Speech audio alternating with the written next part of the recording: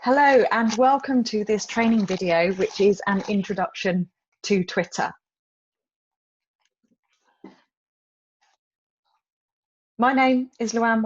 I'm a marketing consultant, a LinkedIn trainer, Facebook, Instagram accredited trainer, and today's session is on Twitter, which is actually one of my favorite social media platforms for a number of reasons that many people don't actually realize how valuable and useful it can be, particularly for business.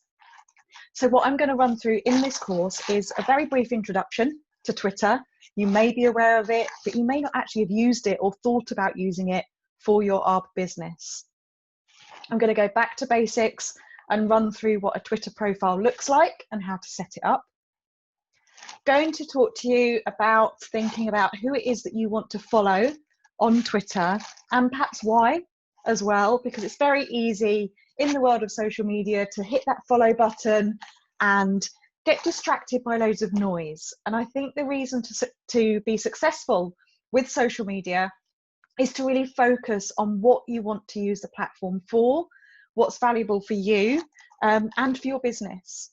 And I would probably suggest that for your Arb business, Twitter is more important in terms of you using it to gather information about what the industry is doing, about what's going on in the world, and perhaps to then use it for your own content, perhaps on Facebook and LinkedIn. You're probably less likely to be tweeting for your Arb business because we know that your residential customers are more likely to be on Facebook and your corporate customers on LinkedIn, but nevertheless, I hope you find this training course useful. So you can follow. And if you do want to tweet and use Twitter, then you'll probably be interested in how to get more followers. So I'll talk you through how to do that. And then some details around when to tweet, the best time to tweet, how to use a tool. We all write lists, we write shopping lists, lists of things to do in our business, but actually there is list functionality within Twitter that makes it really useful to be able to focus on what you want to find it quickly, and streamline again through that noise that we often find. I will talk about how to write a tweet and how to measure whether if you are tweeting, it's working for your business. Now, this session is actually being recorded rather than live, so if you do have any Q&A at any point in time, then please, my contact details are at the end. Please do send any questions either via the Arb Association or directly to myself, and I'm always really happy to answer questions about social media.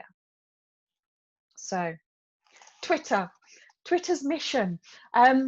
You may or may not have seen this, not many people do go and have a look at their corporate pages, but Twitter is about connecting everyone to what's happening in the world right now.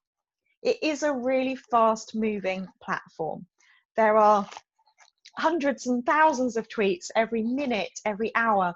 I don't know the exact stats right now of what happens in an internet minute, but it is really fast, but it's also real time. So if you want to know what's happening in the world, if you were to hear something outside or get an inkling that something is happening that's quite big, then you can find that out very quickly from Twitter, because that is the place that people go and it is faster than the official news platforms.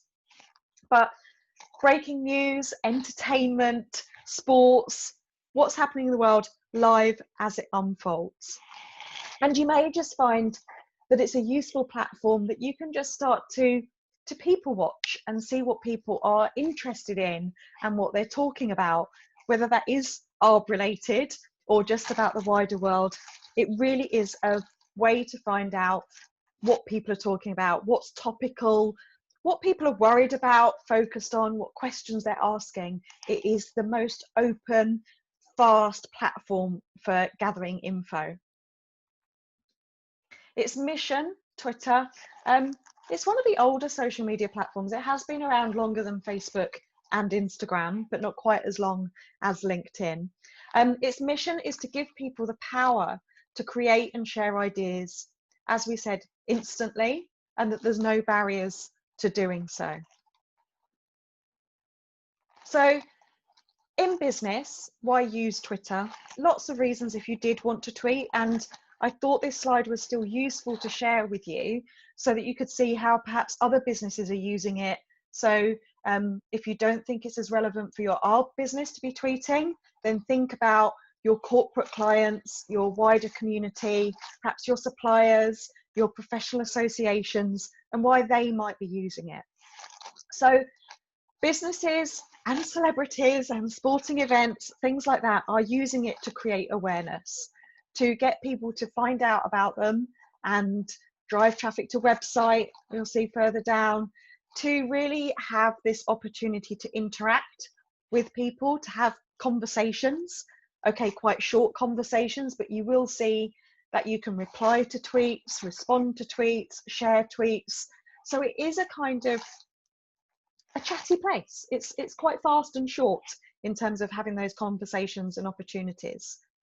If you have got any content, for example, your website, any testimonials, any videos that you're creating that you want to share, then Twitter is a really good place to just be able to share links to that and post it out.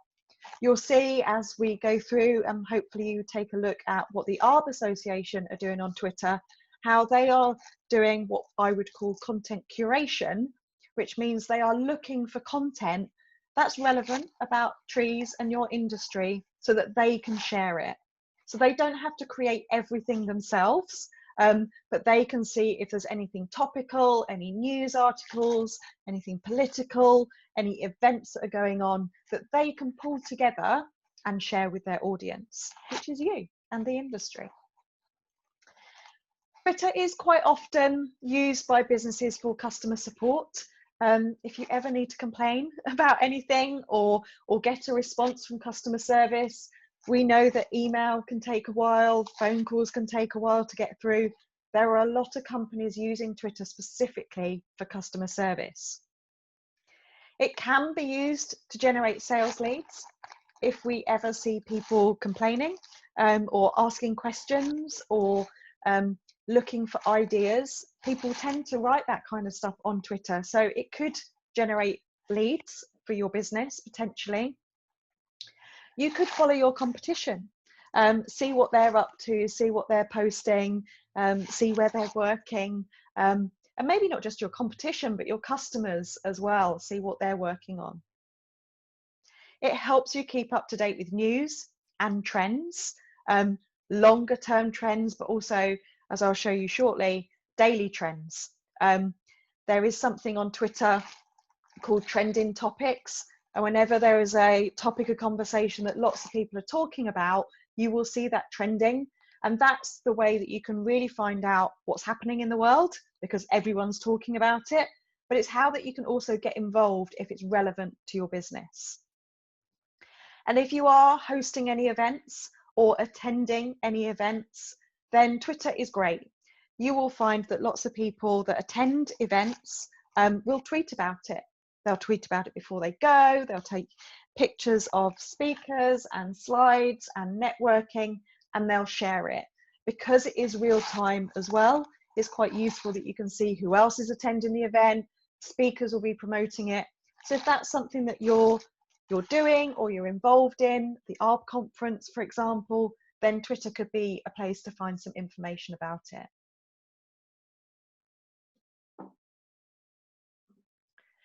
A Twitter profile is actually relatively simple. There's kind of just 5 parts to Twitter. To set up a Twitter profile, if you don't have one already, go to twitter.com, sign in, set up a username and password, and Twitter will prompt you to do all of this. What I would suggest, and is really important, that your username is something sensible.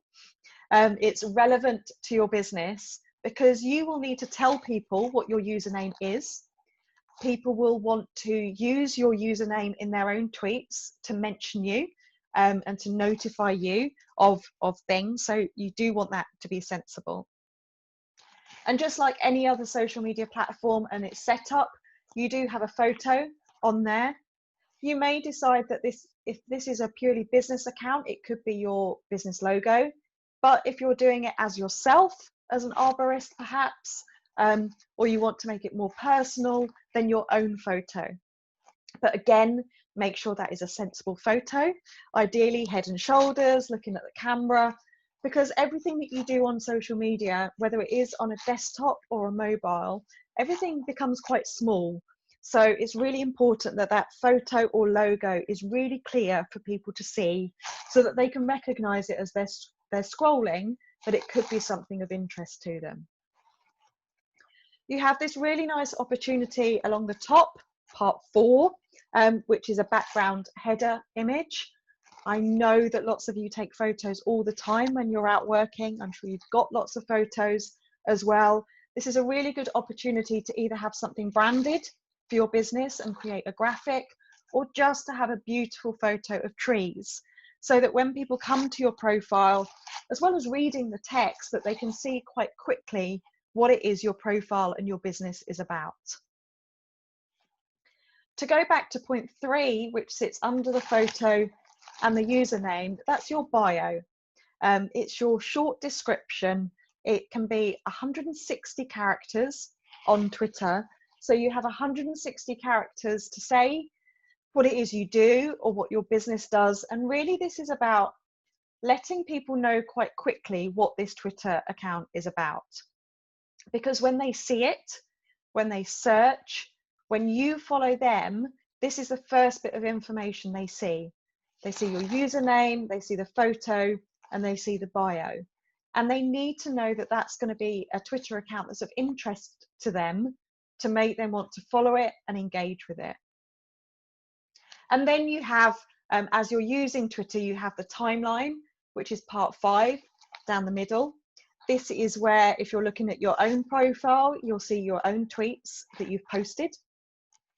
Or if you are also looking at your own profile in a way that you are looking at what the people that you follow are posting, you will see all of that in that middle section, the newsfeed.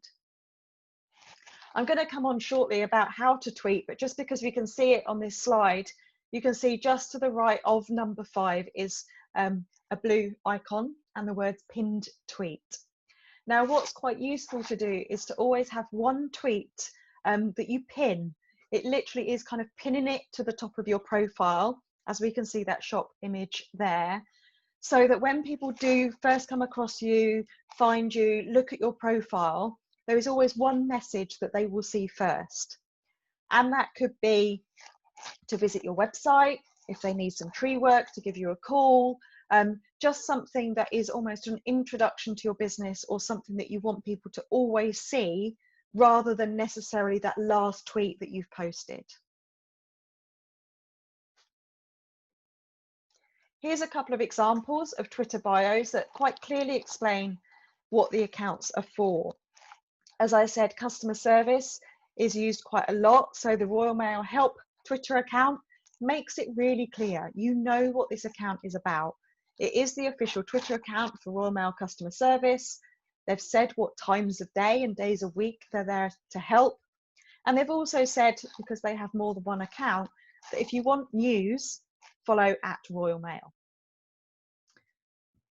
I'm sharing the one on the right because I quite like this way of doing it, that Alison Hadley, a marketing freelancer, uses Twitter to see what other people are doing, seeing what's going on in the world, but she doesn't actually tweet too much.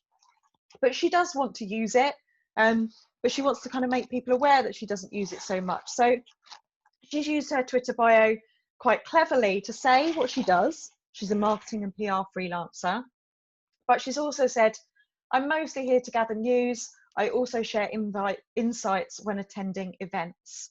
So again, this could be something to think about when you're setting up your profile, just so that people know what you do and what to expect, but probably not to worry about seeing too much content from you.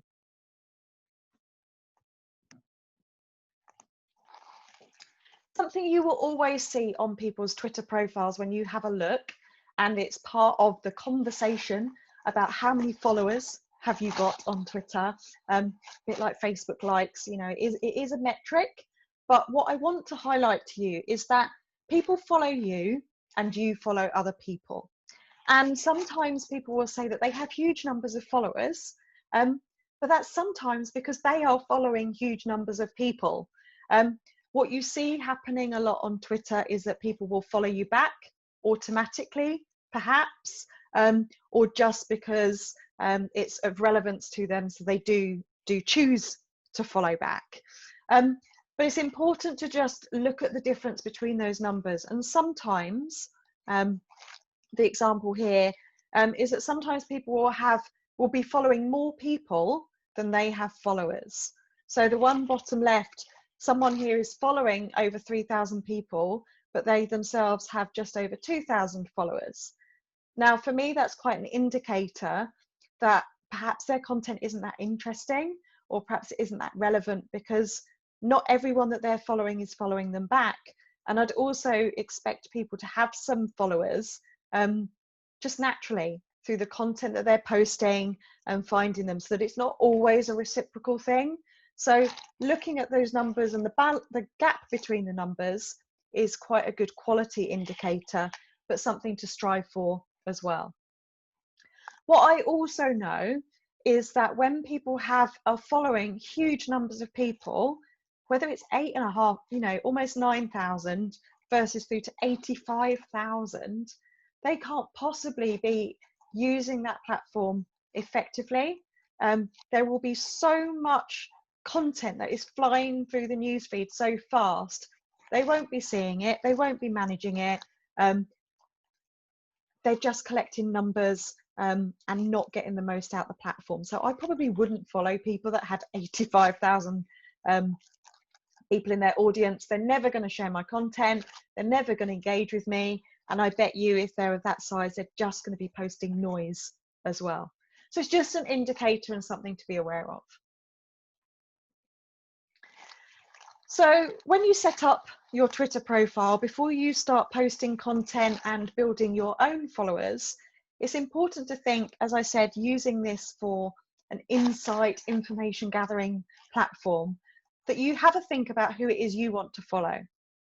You may want to follow non-business stuff like sports teams, friends, celebrities, and that's absolutely fine.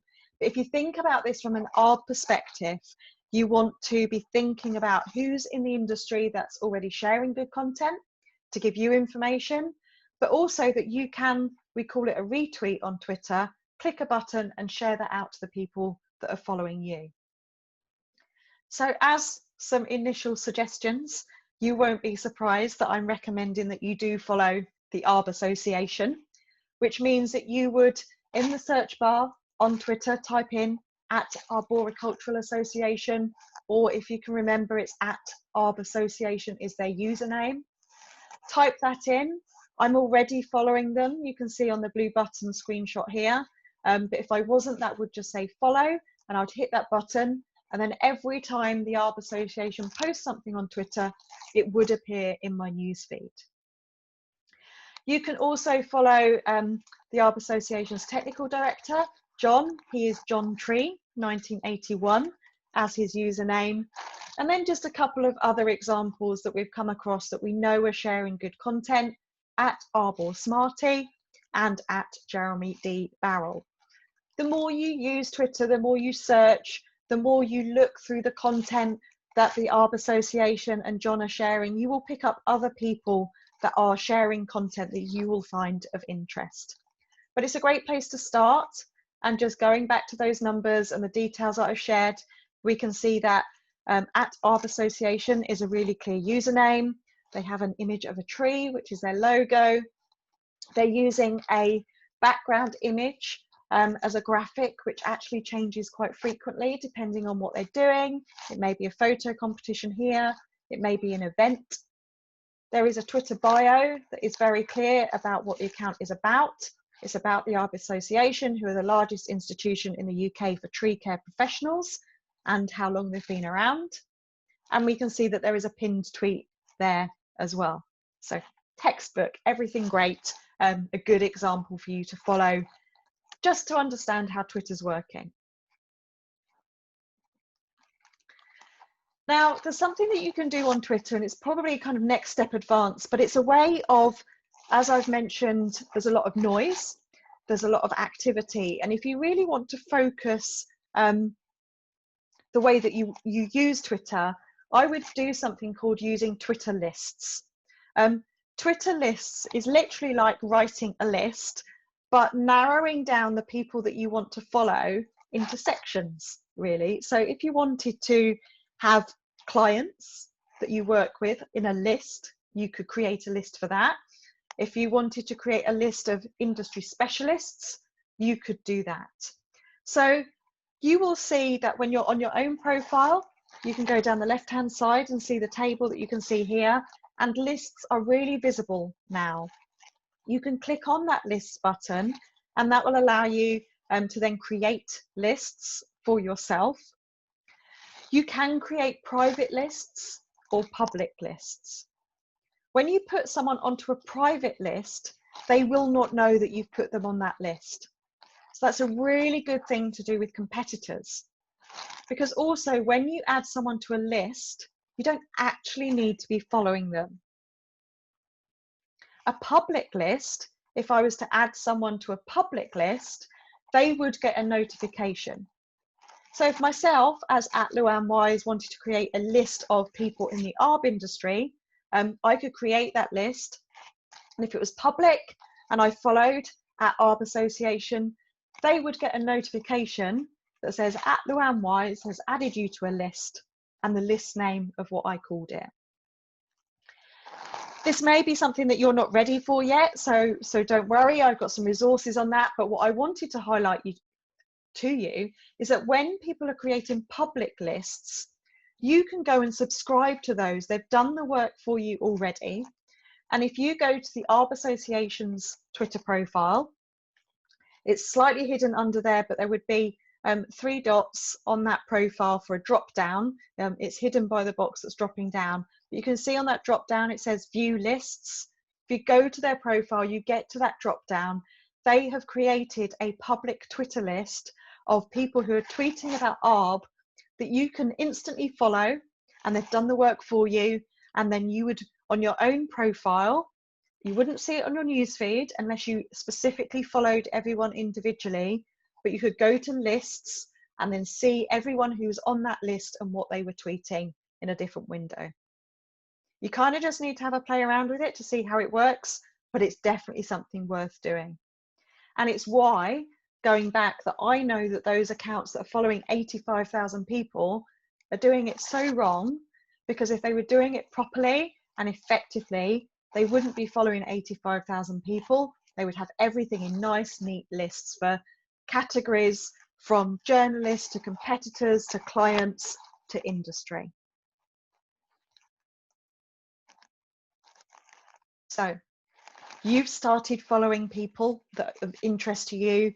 You've found a resource on the ARB Association in terms of lists, that they've done all the work for you of relevant accounts to follow.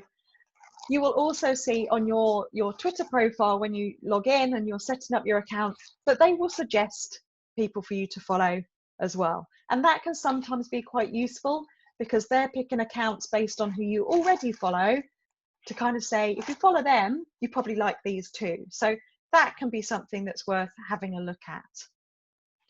Finding people you know can link Twitter to your email address book. It's up to you if you have an email address book that you want to connect to your Twitter account. If people have used that email address to create their own Twitter accounts, then it will find them and help you follow the people that you're already in contact with, that you've communicated to before. Another way to find people to follow and to see, kind of what's going on, I call it finding your audience, because it's about research, is if you actually either Google it or just type this in, Twitter Advanced Search, or twitter.com/search-advanced, you will see this search box. And what's great is that you can put in specific words like arborist or like trees to see what people have tweeted about, if they've posted any content with those words in it. But you could also use this search to look specifically for people and accounts, but also for locations and dates as well. So if you really are starting to use this, or you've used Twitter for a while and want to do a bit more searching to find out what it is you really want to know, then Twitter Advanced Search is the tool to go and do it. And it's free. You can't save anything, you can't export anything, but it's a great search tool. Just think how many people are on Twitter, how many tweets are going out. Sometimes you may need to search for what you're looking for. So that's you doing the following and why you're using it. You know, now you're probably thinking, but I want people to follow me if I'm sharing content, if in a minute when I talk about how to tweet that you are tweeting, you probably want people to follow you so they see your stuff. And the first way to do that is really just to tell people that you're on Twitter, whether it's sending a message to people that you already know, putting it on your paperwork, putting it on your email signature, you know, a link on your website page. Tell people you're on Twitter. Then it's about, we've already talked about following. Hopefully when you follow people and your account has been set up well, that nice photo, that nice username, the bio that tells people what your account is about, hopefully they will follow you back. So I would think about following people that are relevant to get that follow back. You will get found by the fact that when other people are using that search, advanced search that I just showed you, other people will be using that to find someone like you, your business as well. And it's by having those words about Arb and about trees, maybe even your location, in that Twitter bio. We call that a keyword. That's what people are searching for. So if you have those words that people search for, they will find you. And the other way to get found on social media and Twitter is that in the content that you write, the tweets, is that there are the keywords in there. They are the words that people will be searching for, because people search for words and people and companies. So I'll come on to talk about how to tweet, but just make sure that when you're writing something, you make it really clear that it is about your industry or about a location or a service you offer. Your audience don't know what you do as well as you do, so sometimes you just kind of have to spell it out to them a little bit. And be active. I've said how fast Twitter moves, so it is something that does, unless you're doing something like the freelancer who is using it as insight and not posting too often. If you do want to build an audience and be active, then to be active, you do need to tweet often. And by that, I mean daily, and hope, 2 or 3 times a day as well, if you can. And what's important on Twitter, that if you are posting and active, is because it is so fast moving, even while I'm recording this session for you, I'm not looking at Twitter and I'm not going to be able to scroll back to what people were posting before I started. It's important that you tweet at the times when you know your audience are online. And as you get more active on Twitter and build followers, there is a way to find out what time they are online. And you basically just want to post when you know that they're going to see it, hopefully. Consistency is the most important thing in marketing and in social media, is that you show up regularly, if it can be daily on Twitter, but it's about not doing loads of marketing and loads of content when you're not busy, and then when you're busy with work that you disappear because you don't have time for it. That you just make this a habit that you do consistently and that you show up. If you're busy, great, people still need to know about you. They may not need you right now, they may need you in the future. That benefit of LinkedIn, Twitter, is that it builds awareness of your business and your products and your services. So your peaks and troughs of work will never, ever align with other people's needs for your services. So consistently posting things to drip feed content out all the time is really important. And it almost also makes it easier for you. It just becomes a habit, the same as it is to check your emails and answer the phone. Be responsive. If people do mention you on Twitter, I'll show you that. If you do get sent messages, anyone tags you in, that kind of thing, you know, if there's anything happening on Twitter, you do need to respond to it. And the great thing that when you do set up your profile, again, I went through the setup of what it looks like, but there's also a setup for settings and communication that you should go through. Just get the notification sent to you. So if anyone ever mentions me on Twitter or something I need to know about it, I get a notification on my phone so that I can be as responsive as I can without having to scroll through everything. Hashtags, bit of a big slide. Pause it if you want to copy this, or we can send it to you as well. When you are tweeting, I said about how people will find you because of your content and keywords, and that is because of this concept of the hashtag. The hashtag started on Twitter.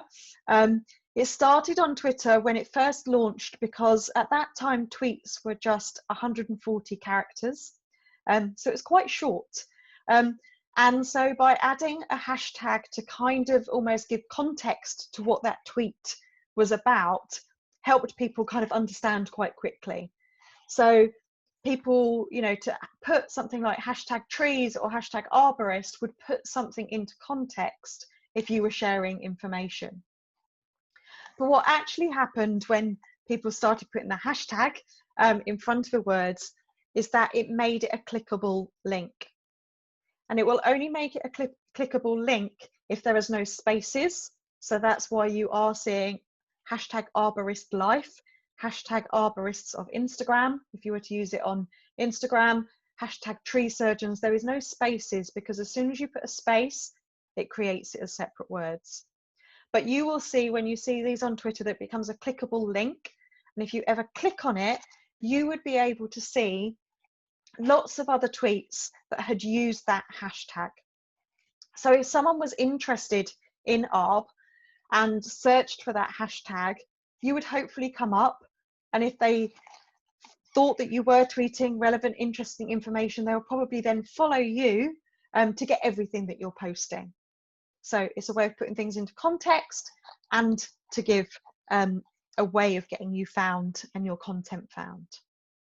Here's some that the ARB Association are using, so I would recommend that you take advantage of their research and piggyback and use some of them as well. There's another training session on Instagram. On Twitter, please don't use more than 2 or 3 because it will really clutter it up. And in tweets now, when they started, it was 140 characters, but now it's just 280. So you need to be posting a message, an update, a comment, a blog title, what you're doing, whether information is quite good for you to be posting.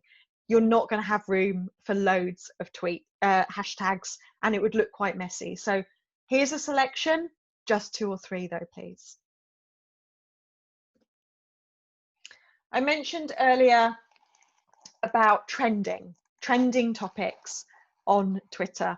And when you go to twitter.com and have a look, you may use the app, you may use the desktop, you will always see this box that says trends for you.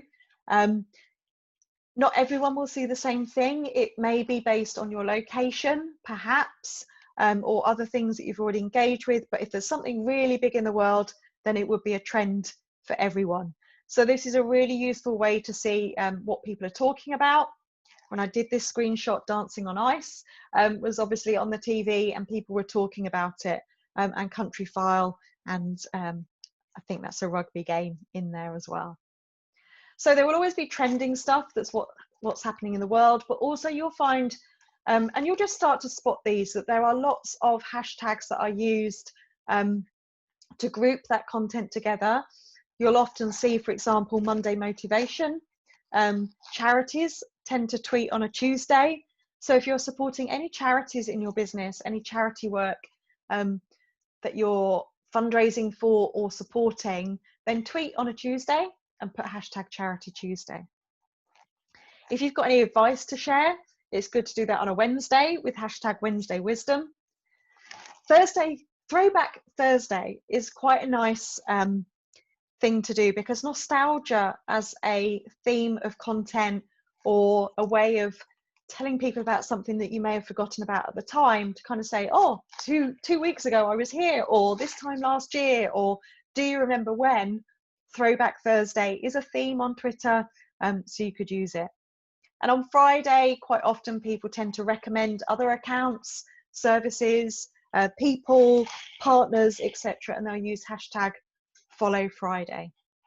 If you've not used Twitter at all, this probably sounds like a whole new language, but honestly, just take a look and you'll soon start to see this stuff appearing. And I've also put on there hashtag Gloss Hour. I live in Gloucestershire. The Arbor Association is in Gloucestershire. What you will find for your local area is that there is probably something during the week called a tweet chat. A tweet chat tends to happen at a specific time, quite often in the evening. I think Gloss Hour, for example, is probably a Tuesday or Wednesday, 8 till 9. And what you find happening during those tweet chat hours, which happen locally, is that people will be using it to promote their business.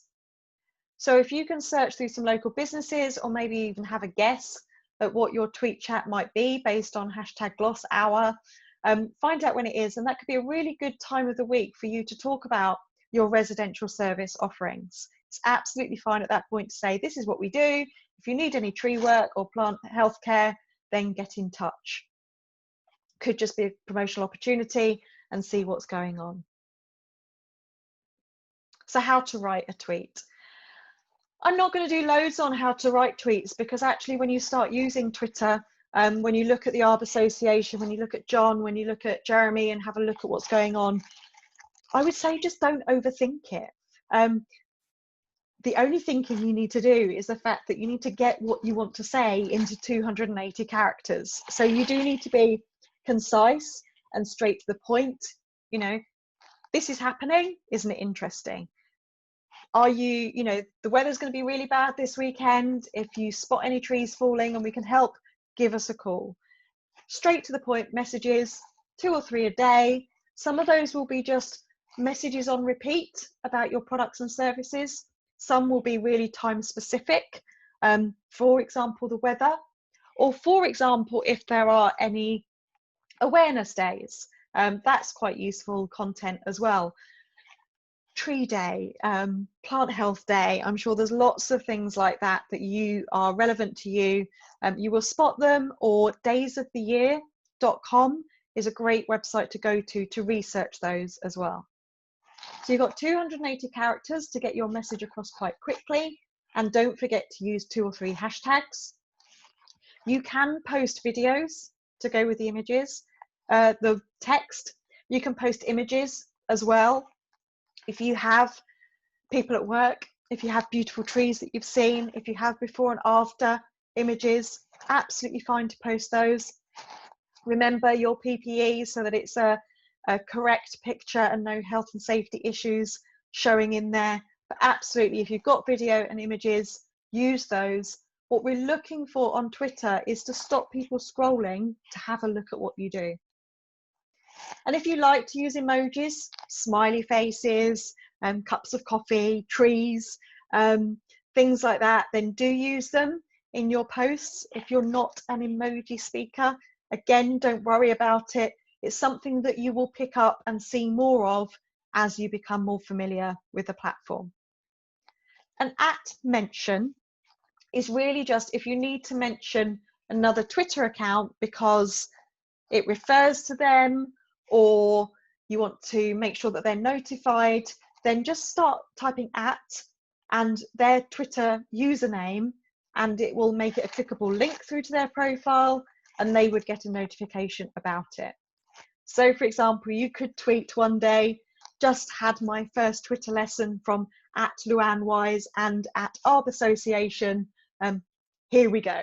That would automatically notify me, it would notify the Arbor Association, and the chances are we'll probably share that and like it, and maybe add a comment as well to start that conversation. Again, watch the world of Twitter, and hopefully this won't seem like an alien language and you'll start to understand how it flows. That best time to tweet that I mentioned, how do you find the best time to tweet for you? Well, the answer will be in your own data. The best time for me to tweet, the best time for the Arbor Association to tweet, the best time for retailers to tweet will all be different, because we all have different audiences and different purposes. But when you have started to build some followers, because you're following them, because they're finding your content, have a look at a tool called Tweeriod, Tweeriod. You would link it to your Twitter account. Don't worry, just go to tweeriod.com and it will talk you through what to do. Step by step, it will be free. When you're just starting out, you only start to pay $5, $10 when you have over 5,000 followers. And you would get a report like this that basically tells you the best time of day for you to tweet. And it may be different for the different days throughout the week, but it will give you that information. As just a guide when you're starting out, I would probably recommend that you schedule for just after lunch and for early evening, because if you think about your residential customers that are most likely to be using Twitter, or even your corporate customers, they're busy in the morning, they have lists of things to do, corporate customers have emails to check. Twitter's quite often a platform that people will go to after lunch when they're catching up, and early evening when they get home as well. So to start out, that could be the times of day to tweet, but going forward, your answers will be in your own data. That's a screenshot just to show you what to expect. But as I said, you won't pay for it till you get over 5,000 followers that you need to review. If you want to do any more hashtag research around the examples that we've shared, for example, to find hashtags that are relevant to your local area, or being very specific about your content, a great tool to go and just research hashtags, find out the best things to use, is free. It's a website called hashtagify.me. You would put one word in there that you think of is the main word that people would search for, and then it will give you some other alternatives and just show you whether that actually is something that people search for on Twitter or not. How do you know that this is working? That the effort that you do put in, if you're trying to build followers, you're posting content, you want to see what's happening. Well, Twitter gives you its own analytics. You would go into your Twitter account, twitter.com. Along the top, you can see there next to my profile photo, there's a downward arrow. I would click that and it would take me through to Twitter Analytics. On Twitter Analytics, it will, along the top, it's kind of blacked out, the actual numbers, show you what's happened in the last 28 days. And it will compare it to the 28 days before that, with red arrows if it's lower, or green arrows if it's higher, just to see how you're doing. And if you scroll down for every month of the year going backwards, you will see by month your top post that month, and by top post, that's just how many people got to see it. The top mention, so if someone else mentioned you, what was the best tweet for that? And then just down the right hand side, you'll get some stats around tweets, how many you've posted.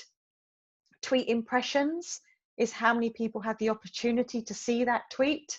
So that's kind of how many people scrolled past your tweet as a user. Profile visits is how many people went and actually had a look at your Twitter profile. Mentions, how many people mentioned you, and how many new followers you got. And what's important is, I think, that you look at numbers so that you're trying to just continually improve for yourself, and that hopefully the arrows are green and that you're progressing. One thing that is really useful is that as you're building Twitter, getting used to it, is that actually you try and do your housekeeping as well and keep things tidy. When you first set out, you may follow lots of accounts because you think they're going to be interesting. But actually, I like to use a tool. I just do it once a month. It's called Untweets. It's free. It's a website. Go to untweets.com, and it will allow you to basically list the accounts that you're following that haven't done an update in the last 30 days, or you could change it to 60 days. Because basically, remember that followers number I talked about earlier, We don't want to be following people that aren't tweeting, because if they're not tweeting, they're not going to give us any information. They're not going to have conversations with us. They're not going to share our content. So we just need to have a bit of a clear out. And untweets will give you that list, and then you can unfollow them from there. Now, one thing I don't have a slide on, and I did mention around best times to post, is that you cannot schedule those best times to post using twitter.com. You will need to use another tool for that. And there are lots of tools out there. Some are free, some are paid. I would suggest, as you're just starting out, you may want to look at a tool called tweetdeck.com. That's free, it's owned by Twitter. Or perhaps something called Buffer. Buffer is a good starting tool that basically will help you create some content. You could write all your tweets for the week at once, and then it basically puts in a queue, a buffer, to tweet them out at the times that you want them to do. So that right now you can't do that from twitter.com, but a tool such as TweetDeck or buffer.com will help you do that. Any questions? As I said, just get in touch. We can share the tools that we use to help you make managing Twitter easier. So in summary, for Twitter, what's really important, be clear on why you want to use it and what it can do for you and your business. Set up your profile. If you've set it up already, just have a quick check through of it. If you haven't set it up, then make sure you go through every step, your username, your photo, the background image, but also the settings and notifications as well. Do have a plan for the kind of content that you want to be sharing on Twitter. Look at what other people are doing, and when you're ready, write some of your own, and make sure that you do include 2 to 3 hashtags, because it will help you get found. Tweet often, but consistently. Consistently for what you can achieve, but daily if you can. Do schedule what I'm calling the core content, so that's about your products and services. It's not the stuff that depends on the weather or what's happening in the world. And you can repeat it. You can post those same tweets, not every day, but if you had a bank of even 14 tweets that you did 2 a day and rotate it through every fortnight, that would be fine. Not everyone sees everything you post all of the time, however much we like to think that they're watching us. They won't, and you will have core messages, and they will change for you seasonally throughout the year as well. But basically, if you're using this for driving business, then it's have a look at our projects. If you've got something similar, get in touch. Do you need to check out what's going on with your trees? Does it need some healthcare checks? Get in touch. That's core content. Do check in with Twitter daily so that you don't miss anything. Respond to notifications if you've got those set up as alerts. Allow time to build your audience. So don't think that being on Twitter is all about tweeting. You do need to do that following to get the follow back, find content that's going to help you, that's going to find sources of things for you to share. So do allow a little bit of time for that. Make sure that you keep everything nice and tidy. Unfollow people that are noisy, posting stuff that's not of interest to you, that are inactive. Untweets is a great tool. And just keep an eye on the stats to know whether it's working for you and your business.